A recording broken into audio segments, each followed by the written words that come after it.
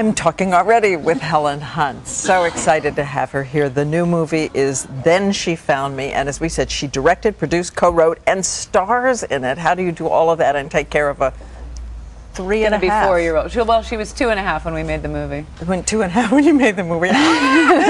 Anyway, you had worked for 10 years to get this made and went studio to studio, and they say openly things like, no, she's almost 40 years old. Well, I don't know if they said exactly. They probably thought that, but what they said was not about you, but the character. Yeah, they said it's a beautiful movie. We don't know quite how to sell it. You've done a beautiful job. It's not for us. And then occasionally, just we don't like it. Was also one. But one company gave us this small but steadfast check and said, go make the movie. Can you make it for this amount? And I lied and said, I absolutely can. And somehow we did. And got everybody to join forces with you. What a cast. You have Bette Midler, Matthew Broderick, Colin Firth, all there. Now we should tell everybody a little bit about the story. You've probably got the summary best. I play a woman raised by adoptive parents, and at this point in her life is found by her birth mother, played by Bette Midler. And Bette Midler is a piece of work, needless to say. Yeah, she is, I think, gives just a beautiful performance, in my opinion, in my humble opinion. And on it turns so much of life, again, about your yearning for a child and your yearning not to feel betrayed again. Here's a little scene of you and Bette early on when you found each other. This is right after they've met, and she's already been offensive, horrible, and unpredictable, and my character has marched out of a lunch date. Right. Would you like to know who your father was? He was a famous man, now dead. Why don't we go to my office and really talk? Thank you, no. We could go for a drive. I would like to walk. Oh, you like to walk? You sound like your father. My famous father, now dead, went for walks. I'm a walker myself, you know. All kinds of exercise I'm a nut for. Could we slow down for just a moment? Oh, being related like this is just incredible. You were saying about my father? You hardly know me yet. And so she goes. When you were doing this again, my temptation would be to make sure I'm beautifully lit, right? I resisted that temptation, clearly.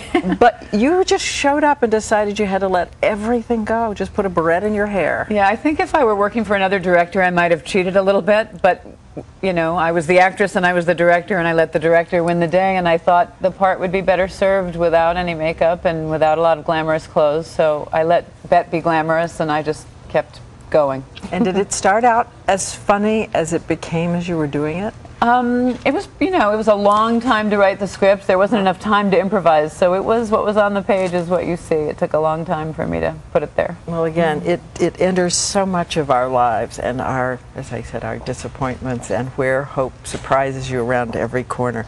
I want to ask a little about McKenna Lee, if I can. She's, as you said, almost 4. Does the hula?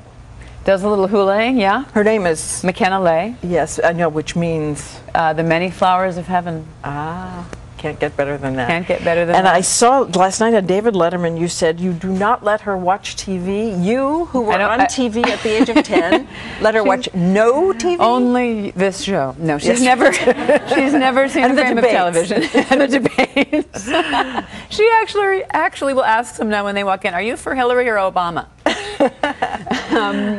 She has never seen TV. I feel like there's a lot of time ahead of her to watch a lot of television. So, why do you feel so strongly about that? Because if you don't watch TV, what do? She's painting and dancing and drawing and, you know, a lot of interest, using her imagination. I just think it's an interesting experiment. So it's not worry about TV as much as it preserving her time? Yeah, I think, and something is happening, I think, to her imagination for not spending time doing that, I think. Or I'm blowing it. You wish you had a crystal ball down the road. She's, if only I'd been able to watch TV. It will be a chapter in her book about you. But when she goes to the neighbors' houses, does she watch?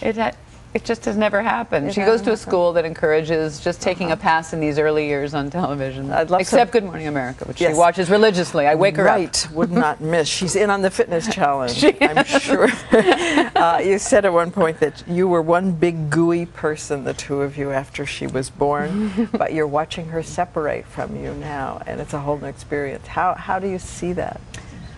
You know, I think your job as a mother of a small child is mostly to sit there so they walk away and they look back. Are you watching? Okay. And that's the whole gig. You give up whatever you give up just to be there and go, I'm here. and then off they go. And to make the right face when Yes, they turn around, exactly. the encouraging face. Exactly. Well, again, the amazing Helen Hunt. It's so nice to see you. Nice to see again. you. In a flash, be the first to know what's coming up on Good Morning America tomorrow with the GMA Daily Flash email.